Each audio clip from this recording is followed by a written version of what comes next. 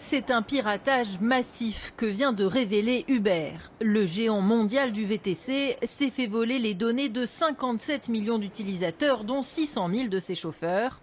Des noms, adresses mail, numéros de téléphone ont été dérobés.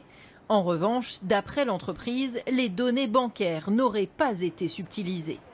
Uber ne précise pas la nationalité des victimes, mais il est possible que le 1,5 million de clients français soient concernés. Comme à chaque fois qu'on voit des vols de données personnelles, on a toujours un peu peur de ce qui peut se passer. Ce serait bien qu'ils renforcent pour éviter, pour que je continue à utiliser le service, en fait, tout simplement. Fait aggravant, Uber a caché cette attaque survenue en octobre 2016 pendant plus d'un an.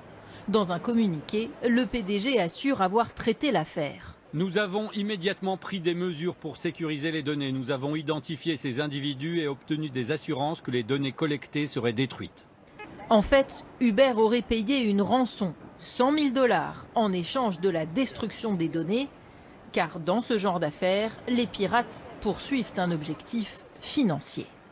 Tout est bon à récupérer, comme des éléments de l'identité, comme des éléments d'état civil, qui ensuite vont pouvoir ou bien être utilisés contre la personne pour la faire chanter et pour être monnayés, ou bien revendus. Des enquêtes ont été ouvertes aux États-Unis, mais aussi en Grande-Bretagne, de quoi ternir encore la réputation de la société.